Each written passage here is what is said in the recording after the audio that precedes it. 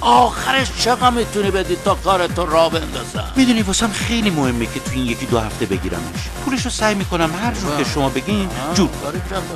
پس با پولش مشکلی نداری ها؟ نه مشکلی ندارم، فقط به شرطی که تو همین 1-2 هفته به من تحویلش بدی، چون بعدش دیگه به دردم نمیخوره. ای به چشم، فقط شما فردا 50% نقدی بده، الباقیش هم موقع تحویل نقدی ازت میگیرم.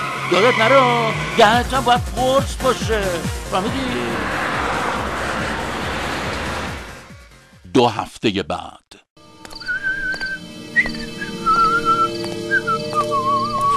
خب اینم از آسانسور.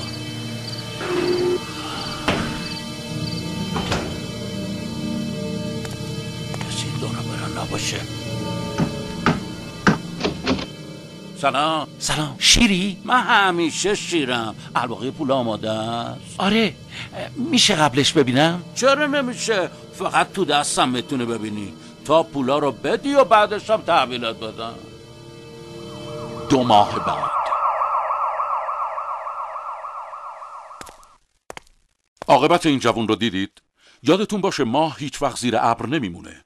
کارت پایان خدمت و یا کارت معافیت یکی از موارد مهم و ضروری یک جوان ایرانیه. خدمت به کشور و دفاع از استقلال و تمامیت ارضی و نظام جمهوری اسلامی و جان و مال و ناموس مردم یک وظیفه ملی و دینی هر فرد ایرانی است.